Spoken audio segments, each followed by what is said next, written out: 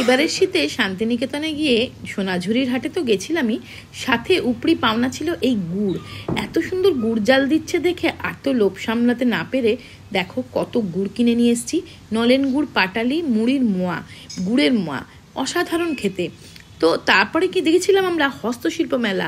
শান্তিনিকেতনের হস্তশিল্প মেলায় এইরকম কাঠের হাতা, বড়ি, গয়না বড়ি সমস্ত কিছুই কিনে নিয়ে এসেছিলাম। এত ভালো লাগে না, পরিবেশটাই তো সুন্দর।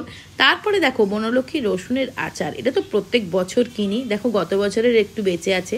বিকেলবেলা জিম্মা পড়ছিল, ওকে একটু দুধ দিলাম, আমরা খেলাম চা। কিন্তু দুধ খেয়ে তারপরে জিম্মার একটু খিদে খিদে পাচ্ছিল দেখে একটু পাস্তা বানিয়ে দিলাম, দিসানো হোল হুইট পাস্তাটা। এটা আটার পাস্তা, হেলদি অ্যান্ড টেস্টি। তারপরে রাত্রের ডিনারে ছিল আগারো কাস্ট আয়রন কড়াইটা বের করে গরম গরম মাংসের ঝোল আর ধনেপাতার চাটনি। আহা!